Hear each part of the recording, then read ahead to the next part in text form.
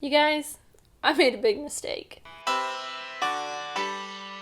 Hey, I'm Amy and welcome back. I was going to let you guys pick this review, just like I did last week. I loved doing that, and you guys picked Honey Boy by an overwhelming amount, so this video is really for those 3 people who really wanted to see me talk about Midway. But I made a mistake because I totally forgot that Amazon releases their movies, well, most digital platforms release their movies in theaters first, and then after like a month or so, a couple months, they go on to Prime, and I completely spaced that when I wanted to talk about Honey Boy today. I was really excited for that. I was really glad everyone had picked that because I really didn't want to talk about Midway, but I have a lot of feelings about Midway. So this will probably be a short video, but it'll probably be a ranty video. But in the future, if you want to be a part of these videos where you get to pick my review, because I love doing this, actually, I really want to do it a lot more. Follow me on Twitter, Instagram, and Patreon. I always put polls up on Patreon at least for 2 days, day and a half, kind of, and then on Twitter and my Instagram stories for a day. All of the links are in the description, but if you want to be a part of this, definitely do that. I will be doing a review of Honey Boy when it is finally on Prime. I could go see it in theaters. I live in LA. It's playing at a couple of different theaters, but a lot of those theaters are about an hour to 2-hour drive for me, even though they are in Los Angeles. Traffic is just a mess, and I'd have to pay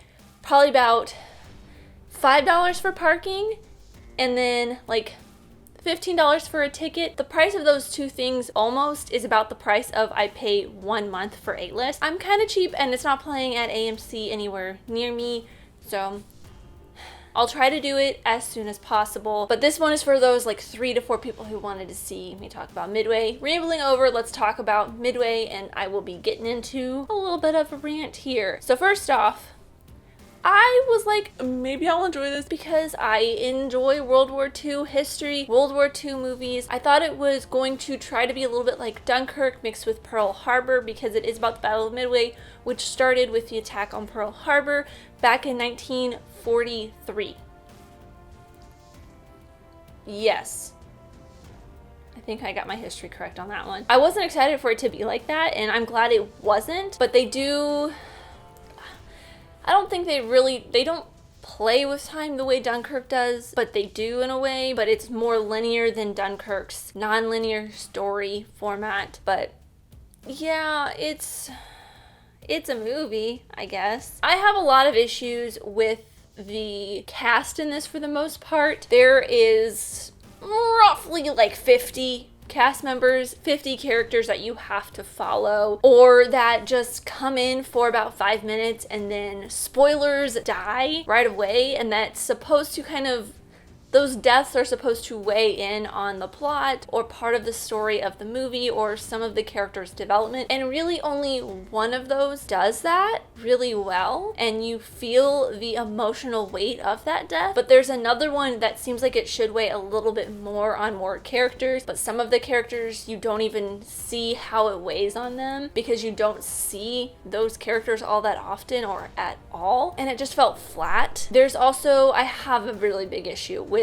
the way Aaron Eckhart's character is. I was not a fan of how they handled like Aaron Eckhart's character, and it's not because it's like they did a disservice to this person. It's because they introduced his character. He was on screen for maybe a total of 10 to 15 minutes, and then they just stopped his story completely. You don't find out really what happens with his character until a little card pops up at the end and gives a little backstory of what happened to his character. I didn't like it. I'm like, okay, cool, I completely forgot about this character. He has a small bit in the middle. It was just thrown in there. This also adds to the very clunky editing of the film. The story is very clunky moving along. It is 2 hours and 15 minutes, and you feel every single second of that. I feel like they could have tightened it up a little bit. There's a lot of the story parts that they don't need. I mean, Mandy Moore's character doesn't feel all that necessary. You get a emotional weight connection between her and Ed Skrein. I don't know how to say his last name. The guy who plays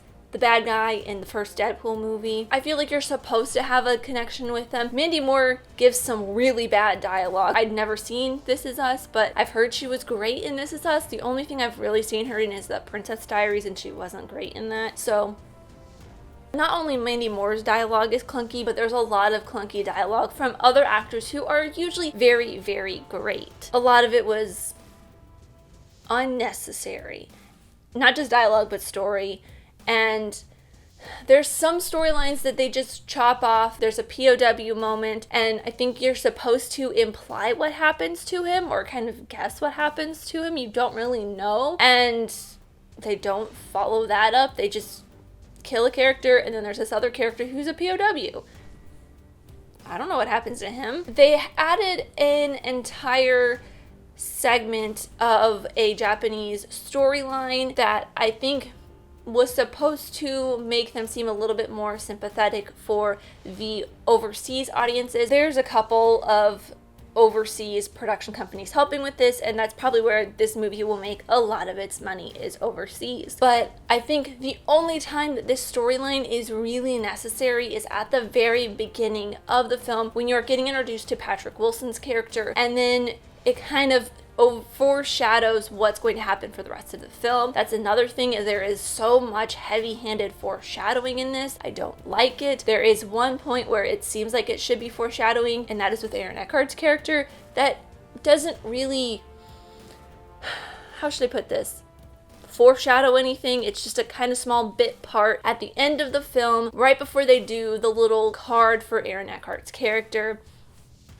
Didn't really hold much weight for me. A couple more things on this, though. There is some funny parts that you think are supposed to be funny, or people in my theater apparently laughed, but I didn't find them funny. They were very pointedly funny, and they just weren't delivered well enough to be funny. It was dumb. There are so many stereotypical characters from a World War II movie in this. Also, speaking of that, why is everyone in movies about World War II or the 40s have a New England accent? All of the British characters had a New England accent, and it was very bad, except for one character. He did have a very southern accent, but this specific character, the only other thing I've seen him in, he had a very heavy southern accent. It is one of the interns from Bones, the one who dates Cam's daughter. If you know what I'm talking about, you know what I'm talking about. He had a southern accent in Bones. He has a very southern accent in this. It's not as heavy, but it's still there. But everybody else has this New England, Jersey, Brooklyn accent. I know that's like